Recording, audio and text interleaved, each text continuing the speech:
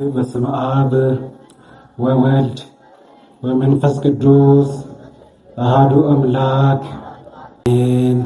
መቃባ ከንልማ ከነፉረ ቁልቁሉ ዋቀይ ቶኮ አሜን። በስመ አብ ወወልድ ወመንፈስ ቅዱስ አሐዱ አምላክ አሜን። አምላካችን እግዚአብሔር ፈጣሪያችን እችን ቀን ቀድሰ ስለሰጠን እናመሰግናለን። እግዚአብሔርን አመስግኑት እስቲ ሁላችሁ።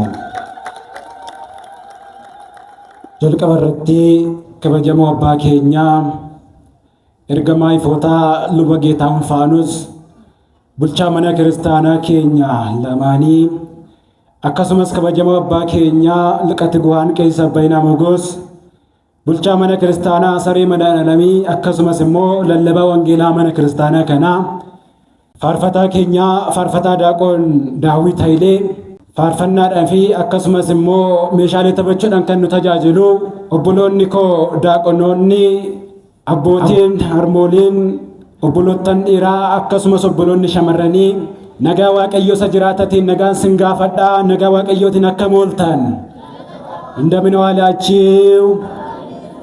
እግዚአብሔር ይመስገን ብለን የተመሰገነውን ስሙን እንድናመሰግን በዚህ በቅድስናው ተራራ ላይ የሰበሰበን የአምላካችን የቅዱስ እግዚአብሔር ስም ዛሬም ዘወትርም የተመሰገነ ይሁንልን። አመስግኑት እግዚአብሔርን። እናታችን ቅድስተ ቅዱሳን ንጽሕተ ንጹሐን ድንግል ማርያም ስሟ ከፍጥረት ሁሉ በላይ ከልጇ ከፈጣሪዋ በታች የተመሰገነ ይሁንልን። አመስግኗት እናታችንን። ቁልቁሎኒ እርገምቶኒ ወሬ ገምቶኒ ቶሎኒስ አከከናፊ ከበጀ ዋቀዮ ብራ ቀበንቴ መቃንሳኒ ከኑልፋቴ ከንገለተመኑ ፋታው ልልጀዳ ዋቀዮን ገለቴፈዳ በገስኒንገ እንኳን አደረሳችሁ። እንግዲህ እግዚአብሔር አምላካችን በቸርነቱና በምሕረቱ ሁላችንም በቤቱ ሰብስቦናልና መሰብሰባችን ደግሞ ቃሉን ሰምተን ለሕይወት እንዲያደርግልን የእግዚአብሔር አምላካችን ፍቃድ ይሆንልን። እጋ በሩምሰ ደቂቃ ሙራሰቲፍ ወጅን ቱራ በርሲሰ ከንተ ዋቀዮን ጎርሳስ ከንተ ዋቀዮን ግዱ ከኘት ተርገሚ ያከሉ ትምህርታችን መነሻ ርዕስ የምናረገው በዚህ በአንደኛ ጴጥሮስ ምዕራፍ 2 ቁጥር 4 ላይ የሚገኘው ነው ለቃል መነሻ እናረጋለን። ቃሉም እንዲህ ይላል፣ በሰውም ወደ ተጠላ በእግዚአብሔር ዘንድ ግን የተመረጠና ክቡር ወደ ሆነው ወደ ሕያው ድንጋይ ወደ እርሱ ቅረቡ ይላል። መተዱሬን በሩምሰ ኬኛ ገሬሰ ነማን ቱፈተሜ ዋቀዮ ብረቲ ገሩ ገረ ኢሳ ፍለሜፊ ከበጀማ ተኤ ገረ ደጋ ኢሳ ጅራታ ገረ ኢሳት ዲያዳ ከንጀዱታ ዋቀዮ ጎፍተን ኬኛ ሁንዱመ ኬኘዩ ገረ ሳት ተከዲያኑ ሁንዱመ ኬኘ ነው አገርጋሩ ከነ ኬሳ መታ ዱሬ ከን ጎዳኑ ዋይሳ ከወጅን ይላሉ ጉያራ ከነቲ መታ ዱሬን ኬኛ ደጋ ጅራታ ጀዳም አንደኛ ጴጥሮስ ምዕራፍ 2 ቁጥር 4 ላይ እናገኛለን። የቃሉ ጸሐፊ ቅዱስ ጴጥሮስ ነው። ቅዱስ ጴጥሮስ እንደምታውቁት እግዚአብሔር አምላካችን ሐዋርያትን ስመርጥ ከተለያዩ ሥራ የመረጣቸው ሰዎች ናቸውና አሳ ሲያጠምድ እግዚአብሔር አምላካችን ክርስቶስ ጠርቶታል ከወንድሙ ጋራ።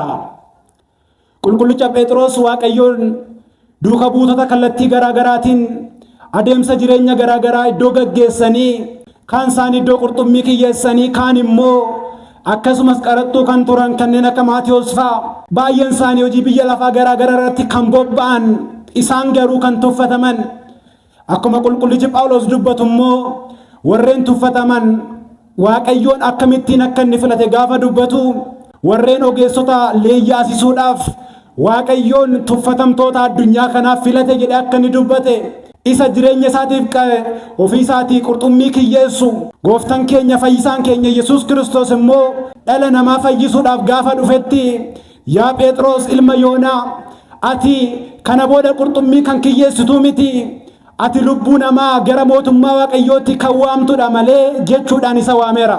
Waaqayyoon jaalala isaatiin hunduma keenya kan nu waame eebba qulqullicha Phexros hunduma keenya irraa akka bulchuu fedhaaf eeyyama isaanuuf haa ta'u. Egaa qulqullichi Phexros waa'ee dhagaa jiraataa kanaa dubbataa. Mata duree kanas kan filanneef kaayyoon barumsa keenyaa namoonni dhagaa jiraataa kana sirriitti hubatanii gara isaatti dhiyaatanii akkamittiin jiraachuu akka danda'an hubachiisudha. Baroota baay'eedhaaf waa'een dhagaa kanaa nutti dubbatamus namoonni baay'een garuu addunyaa kanarratti waa'ee dhagaa kanaa osoo isaaniif hin galiin waa'ee dhagaa jiraataa kanaa gara isaatti osoo hin dhiyaatin baay'een keenya baroota baay'ee gubneerra. Keessattiyyuu ormoota kan jedhaman jalqaba irratti Yihuudoonni akkasumas isaan booda kan kaanis immoo hafoo isaanii kan ta'an baroota baay'ee keessatti waa'ee dhagaa kanaati irratti hubannoon isaan qabanii fi beekumsi isaanii waan sirriidhaan bifa barbaadamuun hin taaneef itti gufachaa akka turan kitaaba irratti barreeffameera. Kanaaf waa'ee dhagaa kanaa ilaaluun barbaachisaa ta'eetu argame. Waa'een dhagaa kanaa bara kakuu moofaa keessatti raajotaan dubbatameetoo ture. Fakkeenyaaf yoo fudhannee raajichi Isaayyaas waa'ee dhagaa kanaa dubbateetoo ture. Kitaabuma kanarrattis gaafa dubbisnu qulqullichi Phexros gara namaan isa tuffatamee Waaqayyoo biratti garuu isa filamee fi kabajamaa kan ta'e gara dhagaa jiraataa kanaatti dhiyaadhaa ega jedhee boodatti lammaffaas akka dhagaawwan jiraatoo taatanii Yesus Kiristoosin kan Waaqayyoon gammachiisu aarsaa hafuurawaa akka dhiyeessitaniif luboota qulqulloota akka taataniif mana hafuurawaa ta'uudhaaf ijaarama akkasumatti barreeffameera. Kunoo Tsiyoon keessa dhagaa golee filatamaa fi kabajamaa kan ta'e nan ka'a. Kan isatti amanan hin leeyya'ani. Warra amananiif isaaniif kabajaadha. Warra gananiif garuu dhagaa ijaartonni tuffatan mataa golee ta'e jedhamee barreeffameera jechuun dubbate. Jalqabatti waa'ee dhagaa kanaa qulqullichi Isaayyaas dubbateetoo ture. Kitaaba isaa irratti yoo dubbisnu akkuma argannu jechuudha. Qulqullichi Isaayyaas raajisaa keessatti Tsiyoon keessatti Waaqayyoon ofiisaatiif dhagaa jiraata kana akka inni kaa'u, Tsiyoon keessatti dhagaa filatamaa fi kabajamaa kan ta'e kana nan ka'a, warreen isatti amanan immoo hin leeyya'an jedhe. Dhagaa kanatti namni amanu hin leeyya'u hin qaana'u jedhe. Dhagaan kun dhagaa adda ta'edha. Dhagaan kun dhagaa filatamaa fi kabajamaa ta'edha. Ilaala, waan Waaqayyoodhaan filatame kan kabajame jedhamee adda baasamee kan barreeffamedha. Dhagaan kun dhagaa akkamiiti kan jedhu ilaaluun barbaachisaadha jechuudha. Qulqullichi Phaawulosis immoo ergaa isaa irratti kan qulqullichi Phexros jedhe kanas dabalatee akkas jedhee ture. Kan jalqaba irratti Isaayyaas boqonnaa 28 lakkoofsa 16 irratti kunoo Tsiyoon keessa dhagaa golee filatamaa fi kabajamaa nan ka'a, kan isatti amanu hin qaana'u kan jedhu sana fudhateetu Roomee boqonnaa 9 lakkoofsa 33 irratti irra deebi'ee barreesse ture. Qulqullichi Phexrosis tokkoffaa Phexros boqonnaa 2 lakkoofsa 6 irratti yoo laallu waa'ee dhagaa kanaa sirriitti dubbateetu agarra. Kana qofaa miti, waan baay'ee waa'ee dhagaa kanaatiif dubbatameera. Amma dhagaa jedhamee kan dubbatame kuni maalinni? Egaa kitaabni qulqulluun kan barreeffame namni akka hubatuuf akka isaaf galuu waan inni beekuun itti dubbatame malee tokkoon tokkoosaa hiika isa barbaachisa. Hayyoonni mana kiristaanas waa'ee dhagaa kanaa tokkoon tokkoosaa hiikanii nu barsiisaniitoo jiru.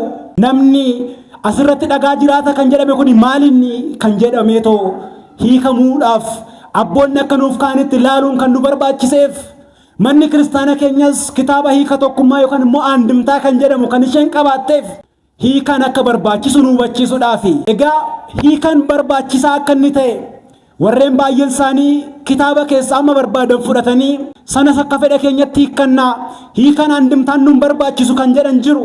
Aandimtaan akka barbaachisu garuu nu jaalannee barbaannee qofa osoo hin taane Waaqayyoon ofiisaatii waa'ee sanaa waan dubbateef mee tokkoon isaa kitaaba keessaa ilaallu. Gooftaan keenya fayyisaan keenya Yesus Kiristoos akkas jedhee ture barumsa isaa keessatti Wangeela Maarqos boqonnaa 4 lakkoofsa 33 hanga 34tti gaafa dubbisnu barbaachisummaa hiikaa achirraa ni hubanna. Hanga dhaga'uu danda'anitti fakkeenya akkanaa baay'eedhaan isaanitti hime. Egaa jedhee boodatti fakkeenya malee garuu isaanitti hin himne. Qofaa isaanii yemmuu ta'anis bartoota isaaf waan hundumaa ኒ ከፍቱሬ ጀደ ጌታችንና መድኃኒታችን ኢየሱስ ክርስቶስ ሕዝቦቹን ሲያስተምር በምሳሌ ይናገራቸው ነበረ። በሚችሉት መጠን ያለ ምሳሌ ግን አልተናገራቸውም ካለ በኋላ ከሰዎቹ ከሕዝቦቹ ከተለየ በኋላ ደግሞ ለሐዋርያቱ ይተረጉምላቸው ነበረ። አብራርቶ ቱርጋሜውን ይነግራቸው ነበረ ይላል። አሁን እኛ ቱርጋሜ ሲባል የምንፈልገው ይሄንን ቃል ነው። ክርስቶስ በምሳሌ ተናገረ። የተናገረው ስለምንድን ነው ተብሎ ደግሞ ሲጠየቅ ጌታችንና መድኃኒታችን ኢየሱስ ክርስቶስ ቀን ቀን ሲያስተምር በዋለበት ቦታ በምሳሌ ይነግራቸዋል። በዚህ በማቴዎስ ወንጌል ምዕራፍ 13 ላይም ደግሞ ጌታችንና መድኃኒታችን ኢየሱስ ክርስቶስ በምሳሌ ከነገራቸው በኋላ ለምን በምሳሌ ትናገራለህ ብሎ ሐዋርያ ሲጠይቁት ለእናንተ የመንግስቱን ቃል ለማወቅ ጥበብ ተሰጥቷቸዋል ብሎ ከተናገረ በኋላ በቱርጋሜ ደግሞ እኔ የተናገርኳችሁ የዘሩ ምሳሌ ይሄ ነው ብሎ ሲተረጉም እናያለን። አሁን ቱርጋሜ ሲባል ጌታ ለሐዋርያት ቀን ሲያስተምር ውሎ እነሱ ደግሞ እሱ ቀን ሲያስተምር ከሱ ጋር ከእግሩ ስር ሆነው እየተማሩ ሌሊት ደግሞ ወደ ደብረ ዘይት እየሄዱ ቱርጋሜውን እየጠየቁ ነበር የሚያድሩት። ጌታም ሲያስረዳቸው ያድር ነበረ። አሁን ወንጌል ላይ የተጻፈው በምሳሌ የተቀመጠው እንዲሁም ደግሞ አንዳንዶች ነገሮች ብቻ ናቸው በግልጽ የተቀመጡት። እነዚህ ምስጢር ያላቸውን ነገሮች መረዳት የምንችለው ጌታችንና መድኃኒታችን ኢየሱስ ክርስቶስ ሌሊት ለሐዋርያት ሲናገር የነበረውን ስንረዳ ብቻ ነው። ይሄንን ደግሞ ሐዋርያት ያስቀመጡት በቱርጋሜ መጽሐፍት ላይ ነው። በመጽሐፋቸው ላይ በድርሳናቸው ላይ ሲጽፉ ነበር ይሄንን ቱርጋሜ። አማ ኑቲ ዋዬ ሂከ ቶኩማ ዮከን ሞ አንድምታ ጋፈ ጀኑ ጎፍታን ኬኛ ፈኬኛን ከንቲ ዱበተ ዱከ ቡቶን ሳሞ halkan isa gaafachaa turan yeroo qofaa taanitti jedhe ilaala ብቻቸውን በሆኑ ሰዓት ደግሞ ይላል ይሄንን ተርጉሞ ያስተምራቸው ነበር ይላል። አሁንኛ ምን ፈልገው ይሄን ቱርጋሜ ነው ኑቲ ያረከን በርባኑ ሂካ ኢሳ ከናዳ ከን ጎፍታ ዳርዱበተ መከና ኢሳ ከና ከኒከ በርሲሰ ዱከ ቡተተ ጎፍተቲ ኢሳ ከና ሂከ ከን በርሲሰ ዮተ መነ ክርስቲያናቲ ጎፍታ ራከው በተነቲ ቢፋ ዱከ ቡተን አቦቲ ዱከ ቡታ በርሲሰኒን አቦቲን ዱከ ቦተሞ ዮተ መነ ክርስቲያና ቢፋ በርሲሰኒን inni sun daddarbe abboti keenya arra jiran kana bir amma ga'utti hiika tokkummaa san qabattee deemti manni kiristaana keenya. Kanaafidha kan isheen irraafamneef gaafa shakkan tokko ka'u gaafa haareessitoonni kaan namoonni kamiyyuu yoo isaan kaan dursa gooftan kan ijaare kattaa jabaata kanarratti waan ta'eef hiika kana qabattee itti fufti jireenya ishee jechaadha. Dabalataanis hojii duka bootaa boqonnaa 17 lakkoofsa lama hanga sadittis immoo qulqullichi Phaawulos yeroo inni hiiketoo barsiisu dubbisa. Asirratti Phaawulosis akkuma amaleeffate jedha ilaala. Phaawulosis akkuma amaleeffate jedha. Yeroo baay'ee qulqulluun Phaawulos barumsa isaa keessatti hiiketoo duuka buuta isaa barsiisa tureera. Kanaaf akka amaleeffate jedha. Indaas lammadaaቸው ይላል ቅዱስ ጳውሎስ ብዙ ጊዜ ሲያስተምራቸው ቱርጋሜውን እየተረጎመ ምስጢሩን እያመሳጠረ ያስተምራቸው ነበርና እንዳስለመዳቸው ብሎ አሁንም ደግሞ ወደነሱ ገባና ይላል ብዙ ከመጽሐፍ እየጠቀሰ ቱርጋሜውን እየተረጎመ አስተማራቸው ይላል። አማ ቁልቁሉን ጳውሎስ አካማለ ፈተሰነት ዱርሴ ከሪሳን በርሰቱ ረይ ከተኩማ ሂከቶ inni raajotan dubbata sun kanaadha jedha isaanu bachiisuudhaan ture waan ta'eef ammas itti jalqabe jedha. Kitaaba kana irratti gaafa dubbistan Phaawulos akkuma amaleeffate gara isaanitti ol seenee torban sadiif kitaaba keessaa caqasaa isaanii falmaa ture.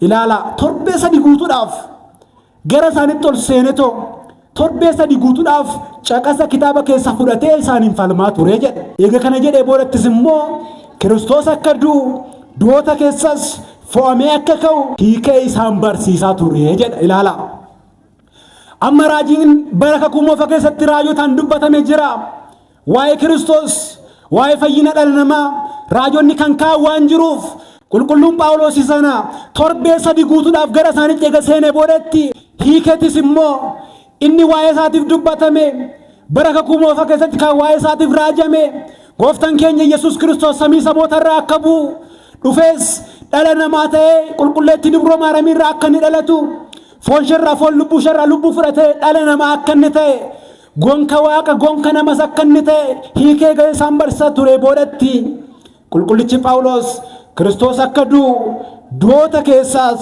foomee akka ka'u hiikee isaan barsiisaa ture jedha. Amma hiikan qulqulluun Phaawulos hiikee barsiisuun maal inni laata? Sanatu nu barbaachisa jechaadha. Kana qofa osoo hin taane waa'ee hiika tokkummaatti wal qabsiisee qulqullichi Phexrosis ergaa isaa isa lammaffaa boqonnaa tokko lakkoofsa 20 hanga 21 akkas jedhee ture.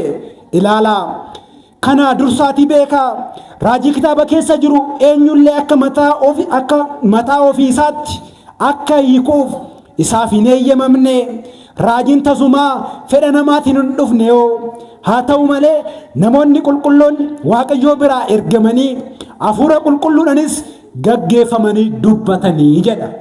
Namni tokko kitaaba dubbisuudhaan duratti namni tokko dubbii Waaqayyoo dubbachuudhaan duratti kana haa beeku jedhe dursaa isa kana beekaa አስቀድማችሁ ይሄንን እወቁ ይላል። እኛ አስቀድመን ማወቅ የሚገባን ስለምንድን ነው ከተባለ ደግሞ እንዲህ ብሎ ይመልሳል። ማንም በመጽሐፍት ላይ የተጻፉትን የእግዚአብሔርን ቃላት ታምራትን በገዛ ፍቃዱ ሊተረጉም አልተፈቀደለትም ይላል። ብዙዎች ዛሬ ተነስተው እንደፈለግን እንተረጉማለን የመጽሐፍትን ቃልም እንናገራለን የሚሉ ብዙዎች አሉ። የቅዱስ ጴጥሮስን መልእክት ያላዩ በዚህ ቃል ላይ ያልተሰሩ ብዙዎች ቅዱስ ጴጥሮስ ግን መጀመሪያ ይሄን ወቁ ብሎ በመጽሐፍ ላይ የሚገኘውን ታምራት የእግዚአብሔርን ቃል ማንም ለገዛ ራሱ ሊተረጉም አልተፈቀደም ካለ በኋላ በመጀመሪያው ነው ትንቢት የመጣው በሰው ፍቃድ ስላልሆነ እግዚአብሔር አምላካችን ደግሞ ቅዱሳን ሰዎችን በመንፈስ ቅዱስ ተነድተው ይላል። በመንፈስ ቅዱስ መነዳት በመንፈስ ቅዱስ ታዛዥነት ይሄንን የተናገሩት ስለሆነ አሁንም ደግሞ የሚተረጎመውና ስለ ቃሉ የሚነገረው በዚህ መንፈስ በመነዳት ነው ብሎ ያስቀምጣል። ስለዚህ ቤተክርስቲያናችን ትርጓሜ ብላ ስትነግረን ይሄንን መሰረት በማድረግ ነው ማለት ነው። ይሄን ብቻ አይደለም ቅዱስ ጳውሎስም ደግሞ ስለዚህ ይናገራል። በዚህ በሁለተኛ ቆሮንቶስ ምዕራፍ 3 ቁጥር 6 ላይ ይናገራል። ቁልቁልች ጴጥሮስ አከዱበት ሰና ጀልቀበረት ከነበከ ጀደ ነምኒ ራጂ ኪታበረት ጅሩ አከፈለሳት አከይ ከቱሳፊኔ የመምኔ እገጀደ ቦረት ጀልቀበረት ራጂን ከንተ ከንዱበተሜ ከንበረፈሜ ገገሱማ አፉረ ቁልቁሉቲን namoonni qulqulloonni Waaqayyoorraa ergamanii jedha afuura qulqulluudhaan gaggeeffamanii jedha. Namni kitaaba qulqulluu dubbisuudhaaf iccitii macaafa qulqulluu hiikee dubbachuuf barsiisuudhaaf jalqaba irratti afuura qulqulluudhaan gaggeeffamuu barbaachisa. Hayyoonni mana kiristaanaa abboonni keenya gaafa iccitiin kitaaba qulqulluu jalaa fagaatu waa'een iccitii isa gaafa gadi jalaa fagaatu subaayeedhaan kadhannaa fi sooma qabatanii yeroo sanatti iccitiin kitaaba qulqulluu isaan dhiifa ture kanarraa kaanii hiika tokkummaan of barreessan. Afuura qulqulluutiin oofamuun barbaachisaadha. Isaan gaggeeffamuun barbaachisaadha. Lafaa kaanii garuun ta'u jechaadha. Qulqulluun Phaawulos immoo lammaffaa Qorontos boqonnaa 3 lakkoofsa 6 irratti waa'ee hiika kanaan qabsiisee akkas jedhee ture. Qubeen ni ajjeesa afuurri garuu jiraata ni taasisa jedhe. ፊደል ይገላል ካለ በኋላ መንፈስ ግን ሕያው ያደርጋል ይላል። አሁን አባቶቻችን ሲተረጉሙ እንዲህ ብለዋል። እንግዲህ እዚህ ላይ ፊደል የተባለው ምንድነው? መንፈስስ የተባለው ምንድነው ብለን ማየት ይገባል። አስረቲ ጀልቀበረቲ ኤጋ ቁቤ ከንጀደመ ሴራ ኦሪቲቲን ፈኬፈሜራ ኢን ለሙፈረቲ ካወመ አፉርሞ ሴራ ሉቡ የከንሞ ወንጌላን ፈኬፈሜ ጀራ ይከን ሳይኒ ዱማፊያንማ ዋይ ሳሳ ጅሩ ገሩ አፉራ ከንጀዱ ወንጌላ ፊ ሂከቶኩማ የከን አንድምታዳ አፉርኒ ፈይሰ ጋፈ ጀደሙ ነሞኒ ባየንሳኒ ዱቢ ክታበ ቁልቁሉ ጥሬሳ የከንሞ አከሱመት ነረከሰ ላለኒ ከንቲን ጉፈቻ ጅራን ባየኖ ሶ ጅራኒ waa'ee sanaa immoo tokko tokkoon hiikamee hafuura qulqulluudhaan jechuun hiika tokkummaatiin kan hiikame sun garuu nama fayyisaa. Baay'een isaanii waa'ee Kiristoos gubbaarraa inni ilma Waaqayyoo ilma Daawit jedhamee waan dubbatameef akkasumas immoo mana guddistuu isa kan ta'e eegaa haadha keenya qulqulleettii Dubroo Maaramii kan ta'uu isaatirraa kan ka'e ilma Yoosef jedhamee dubbatamaa waan tureef namoonni baay'een itti dogongoraniiru. Waa'ee du'aa ka'umsa isaa waa'ee nama ta'uu isaa irratti baay'een dogongoraniiru. Isa kana garuu kan fayyisu namoota akkasitti dogongoran sana namoota dubbii Waaqayyoo gubbaarra ilaalanii ittiin dogongora sana fayyisuu kan danda'u hafuura kan jedhame hiikadha. Hiikaan wangeelaa nu barbaachisa jechuudha. Kana eega ta'e as keessatti kattaa jiraataa jedhamee kan dubbatame suni maalinni jalqaba irratti waa'ee kattaa jiraataa sana tokko ilaalamee ture. Abbootiin keenya hiika tokkummaa isaanii irratti akkas jedhanii kaa'anii jiru. Asirratti dhagaan suni dhagaa akkamii akka inni ta'e tokkoon kaasanii eega dubbatanii boodatti waa'ee dhagaa kana akkas jedhanii hiikaniitu jiru. Qulqullichi Phexros isa dubbate kana gooftaan keenya fayyisaan keenya Yesuus Kiristoos immoo wangeela irratti wangeela Maatewos boqonnaa 21 lakkoofsa 42 irratti akka dubbisnutti waa'ee kana ofii isaatiif akka dubbatame gooftaan keenya Yesuus Kiristoos caqaseetoo yeroo inni dubbatu ni agarra jechaadha. Inni isaa akka inni ta'e inni Tsiyoon keessatti dhagaan kabajamaa filatamaan inni dhaabbata jedhame sun waa'ee isaa akka inni ta'e hiikee ittiin barsiisee ture. Kanaaf abbootiin keenya immoo isa tokkummaadhaan yeroo hiikan akkas jedhaniiru. Inni jalqaba irratti dhagaan jedhame suni dhagaa gufannaa kan ta'e ooriitii akka inni ta'e ooriitiitti namoonni baay'een isaanii akka itti gufatan akkasumas immoo namoonni baay'een isaanii Kiristoos simachuudhaaf kan ittiin hin dandeenye akka inni ta'e dhagaan suni dhagaa filatamaa kan ta'e immoo namoonni seera ooriitiitiin ijoollee Waaqayyoo kan ittiin jedhaman ture bara kakuu moofaa keessatti. Bara kakuu moofaa keessatti namoonni ijoollee Waaqayyoo jedhaman Abrahaam irraa jalqabee dhagna kan qabatan akkasumas immoo seera san keessa kan jiraatan ture. Osoo ormoonni yookaan immoo warreen Waaqayyoo hin beekne seera sana tuffatanii namoonni baay'een garuu qajeelummaadhaaf bara sana keessatti hin jiraataniiru. Abbootiin keenya kanneen akka Abrahaam fa'a baay'een isaanii kan akka Musee fa'a seera sanaan galaana Eertiraa ce'anii darbaniitoo jiru. Kan isatti namanne waaqa tolfamaatiif kan bulan ormoota kan jedhaman ummanni Fara'oon fan immoo galaana Eertiraatiin ittiin fudhatamaniitoo jiru. Baay'een isaanii jechaadha. Namoonni ishee tuffataa turan namoonni kaan immoo qajeelummaadhaaf ittiin oolan lammaffaa irratti akkas jedhaniiru. Isa kanaan ormoonni kan tuffatan Zarubaabel kan jedhamu bara sana keessatti ka'ee mootii moototaa ta'ee ture. Ormoonni isa tuffachaa turan Waaqayyoon kan dibe kan muude waan ta'eef namoonni kan tuffatan inni garuu mootii moototaa ta'e jedhamee hiikameera.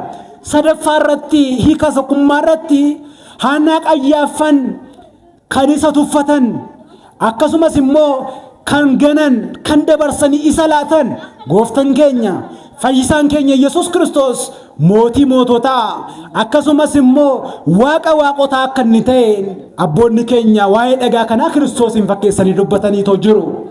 Akkasumas barreessitoonni Fariisonni jalqaba irratti waa'ee isaa tuffachaa kan turan wangeelli mootummaa Waaqayyoo dhagaa kabajamaa kanaan fakkeeffamteetti waa'ee jireenya waan dubbattuuf akkasumas immoo waa'ee mootummaa Waaqayyoo kan dubbattu namoonni ishee fudhatan tabba kanarra kan ittiin jiraatan bara baraaf jireenya akka ittiin argatan ta'anii jiru. Kan ishee tuffatan garuu gara abidda bara baraatti kan ittiin galan ta'aniitoo jirti jechaadha. Kanaaf barreessitoonni akkasumas immoo Fariisonni kan tuffatan wangeelli roga afraniin handaara addunyaa kana guutummaatti lallabamtee namoonni kan ittiin kabajaman akkasumas immoo qajeelummaa kan ittiin argatan taateettoo jirti jechaadha.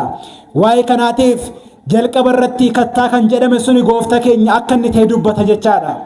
Waa'ee kattaa kanaa ammas qulqulluun Phaawulos hojii duuka boota irratti akka nuuf barreeffame immoo hojii duuka boota boqonnaa 4 lakkoofsa 10-11tti yeroo inni barsiisu akkas jedheera.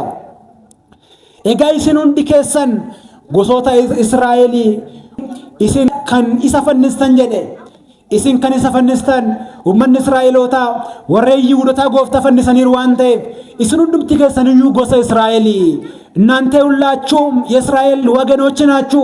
እናንተ የሰቀላችሁት ይላል በዚህ ላይ ሲገልጽ ክርስቶስን እናንተ የሰቀላችሁት ከኒሳ ፈንስተን inni garuu du'a keessa kan ka'e Yesuus Kiristoos isa Naazirichaan namichi kun fayyeera jedhee qulqullichi kun dubbatee agarra.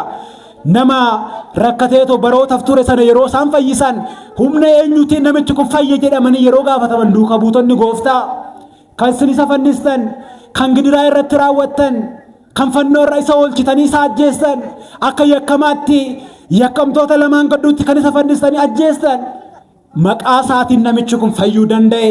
Namni kan ittiin fayyu kan namaaf kenname maqaan fayyinaa kan ta'e Kiristoosidha jedhee waa isaa dubbachaa ture. Kanaaf iyyuu asirratti dhagaan sun immoo dhagaa akkamii akka inni ta'e gaafa hiiku akkas jedhe. Dhagaan ogeessonni yookaan immoo ijaartonni tuffatan, dhagaan tuffatamaa suni golee mataa ta'e jedhamee akka dubbatame jedhe waa sanaa ibsa jechaadha. Namoonni baay'een isaanii dhagaa kanatti gufachaa turaniiru. Namoonni baay'een isaanii Yihudoota irraa jalqabee yoo laallee dhagaa kanatti tuffachuu isaanii irraa itti gufatanii turan. Kanaaf dhagaan kun dhagaa gufannaati jedhamees barreeffameera. Waa'ee dhagaa kanaa gaafa dubbatu kitaabni dhagaa gufannaa Tsiyoon keessa nan kaa'a jedhamee ture. Waa'een kana maaliif dubbatame kan jedhuuf immoo jalqaba irratti Isaayyaas maal jedhee ture? Kitaaba isaa raajii boqonnaa 8 lakkoofsa 13-15 akkas jedhe እንዲህ ብሎ ነበረ ነገር ግን የሰራዊት ጌታ እግዚአብሔርን ቀድሱት የሚያስፈራችሁ የሚያስደነግጣችሁ እርሱ ይሁን ኢሲን ሁንዱምቲ keessan waaqa raayyootaa kan ta'e waaqayyoo qulqulleessaa eebbisaa kan si sodaatanii fi akkasumas immoo kan sin kabajan isa qofa haa ta'u eega jedhee boodatti እርሱም ለመቅደሱ ይሆናል ነገር ግን ለሁለቱ እስራኤል ቤቶች ለእንቅፋት ድንጋይና ለመሰናከያ አለት ሆነ ይላል። እስራኤሎታፍ ገሩ ጀደ dhagaan kun dhagaa gufannaa isaanitti ta'eetu jira.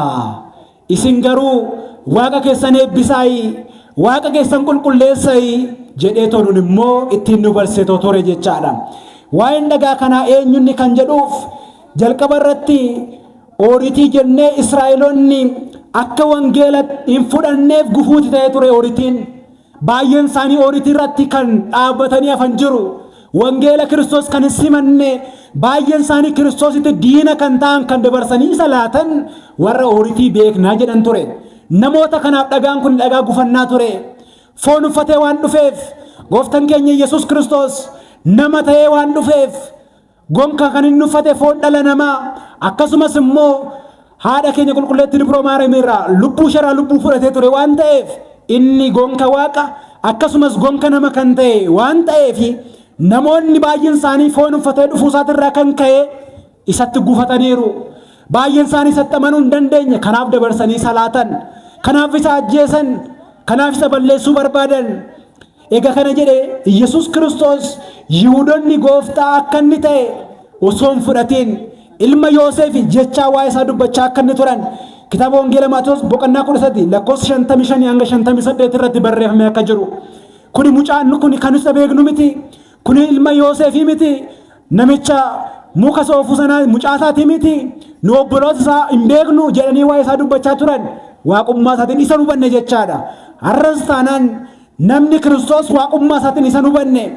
Namni Kiristoos gonka waaqa akka inni ta'e addunyaa kana gara hin jirree gara jireenyatti kan fide akkuma wangeela irratti barreeffame gooftaan keenya Yesuus Kiristoos waaqa waaqota akka inni ta'e wangeela Yohaannis boqonnaa 1 lakkoofsa 1 irraa kaasnee gaafa dubbisnu በመጀመሪያ ቃል ነበረ ቃልም በእግዚአብሔር ዘንድ ነበረ ቃልም እግዚአብሔር ነበረ ብሎ የሚናገረውን ቃል የተባለው ጌታችንና መድኃኒታችን ኢየሱስ ክርስቶስ በመጀመሪያ የነበረው መጀመሪያ የተባለው መጀመሪያ ያሌለው መጀመሪያ ክርስቶስ የኖረበት ዘመን ይሄ ነው ተብሎ የማይነገርለት በመጀመሪያ የነበረ ለሰው ልናገርና ልታሰብ የማይቻለው ነበረ ብሎ ብቻ ከስነ ፍጥረት በተለየ መልኩ በመጀመሪያ ቃል ነበረ ብሎ ተናገረ።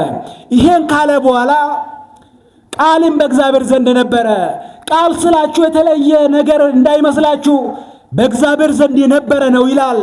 ያ ቃልም ደግሞ እግዚአብሔር ነበረ ብሎ እኔ ስናገራችሁ ቃል ስላችሁ በእግዚአብሔር ዘንድ ነበረ ብዬ ስናገራችሁ ይሄ ቃል ሌላ ነገር እንዳይመስላችሁ።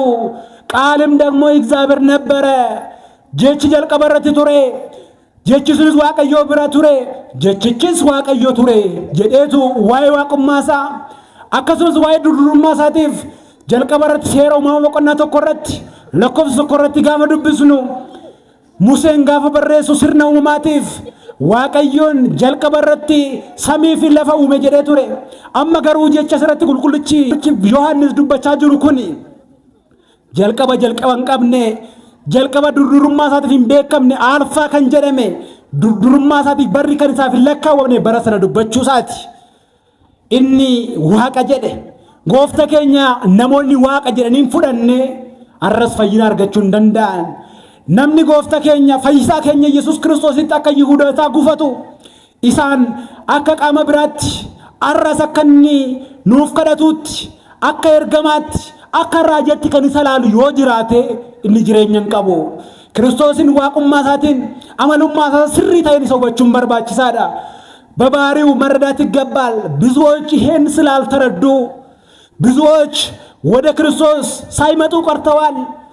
መቅረት ብቻ ሳይሆን ደግሞ እሱን አሳልፈው ለመስቀል እንዲሁም ደግሞ ለሞት አሳልፈው ሰጥተውታል። እኛ ግን በሱ ያመንነው እሱ አምላክ እንደሆነ እንመሰክራለን። በሱ ያመንነው በወንጌሉ የተጻፈውን እውነታ እንናገራለን።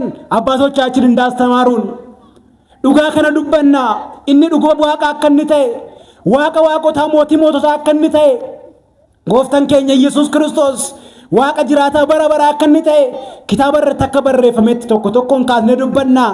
Toomaas akka dubbate wangeela Yohaannis boqonnaa 20 lakkoofsa 28 irratti waa'ee ka'umsa isaa shakkee booda irratti gooftaan harka isaa fidee gara cinaacha isaatti gaafa galchu waaqummaa isaa hubateetu gooftaa koo waaqa koo jedhee ture. Inni waaqam akka Toomaas kan shakku nuti inni waaqa akka ta'e dubbanna. Inni gooftaa akka inni ta'e dubbanna.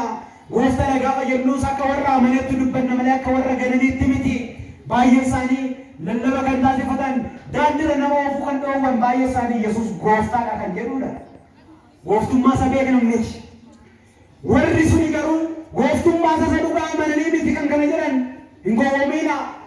Baay'een isaanii eenyummaa Kiristoos isa sirrii hubatanii osoo hin taane kitaaba irratti kan barreeffame sanaaf gooftaa akka waaqummaa saxxamanii miti. Gooftaan keenya fayyisaan keenya Yesuus Kiristoos gooftaa gooftaa naan jedhu kanaan isaan hin jedhu garuu raawwatanii jedhe gooftaa kan jedhan jiru.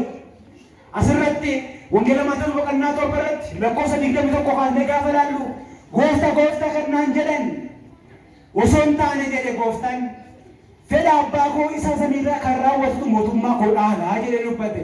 Gooftaa kan jedhan garuu akka isaan jiran dubbatee ture jechaadha. Kanaaf gooftaa jechuu qofa osoo hin taane gooftummaa isaa qixa sirrii ta'een hubachuudhaan mootummaa isaatiif of qopheessuun barbaachisaadha. Nuti addatti gooftummaa isaa gaafa dubbannu inni waaqa jechuu keenya, inni gooftaati jechuu keenya, inni mootii moototaati jechuu keenya. Namni kana amanuun barbaachisaadha. Kana kan hin amanne immoo isaan waaqadha jechuu gooftaa jechuun hin danda'u jechaadha. Egaa kana jedhee boodatti gara kattaa isaatti immoo dhiyaadhaa jedhe. Hundumti keenya gara kattaa kanaatti akka dhiyaannu Waaqayyoon iddoo keenya nu gargaaru. Kattaa kanatti dhiyaachuudhaaf barumsa isaa barachuun barbaachisaadha. Kattaa kanatti dhiyaachuudhaaf Yesuus Kiristoos eenyu akka ta'e hubachuun barbaachisaadha. Kattaa kanatti dhiyaachuudhaaf isatti amananii dubbii jiraataa fi jireenya ta'e kanaan jiraachuun barbaachisaadha. Kattaa kanarratti dhiyaachuudhaaf cubbuurree qulqullaanii gara qulqulluufiif akkasumas immoo eebbifamaa kan ta'e qulqulluu kan ta'e gara foon dhiiga isaatti dhiyaachuun barbaachisaadha. Gara kattaa kanatti jiraachuudhaaf jireenya argachuudhaaf bu'uura kanarratti hundeeffamuun barbaachisaadha. Kattaa kanarratti kan ijaaramte mana kiristaanaa keessa jiraachuun barbaachisaadha. Kana yoo hin taane garuu gara isaatti dhiyaachuun hin danda'amu. ወደዚህ ወደ ሕያው ድንጋይ ደግሞ ቅረቡ ይላል። ወደ ክርስቶስ የምንቀርበው ቃሉን በመስማት ነው። ወደ ክርስቶስ ልንቀርብ የምንችለው ቃሉን ደግሞ በማመን ነው። የሰማነውን እውነታ በመመስከርም ጭምር ነው። ስለዚህ የወደቅን ሰዎች ደግሞ ወደ እሱ ለመቅረብ ሥጋውንና ደሙን በመቀበል ለዘላለም ሕይወት ራሳችን መዘጋጀት ያስፈልጋል። አሁንም ወደ ክርስቶስ ለመቅረብ ወደዚች ቤተክርስቲያን መምጣት በዓለቱ ላይ የታነጸችውን ወደ ቅድስት ቤተክርስቲያን መመላለስ በትምህርቷ እንዲሁም ደግሞ በስርዓቷ መጓዝ ይገባል። ነምኒ ዱቢ ነገይሰናል ከታ ጅራተ ከነቱ እንዴፈሜ akkasumas immoo nyaata jireenya bara baraa kan ta'e gara foonii fi dhiiga isaatti ulfaataa fi qulqulluu kan ta'e gara isaatti dhiyaachuun barbaachisaadha. Mana kiristaanaa keessa yeroo hunda jiraachuun barbaachisaadha. Kattaa hin sochoone sana irratti mana keenya ijaarrachuun barbaachisaadha. Yoo kana ta'e kattaa sana irra jiraachuu dandeenyerra. Warreen itti gufatan jiru isaaniif kattaan kun kattaa gufannaa kan itti ta'e jiru isaan sun Yihuudoota.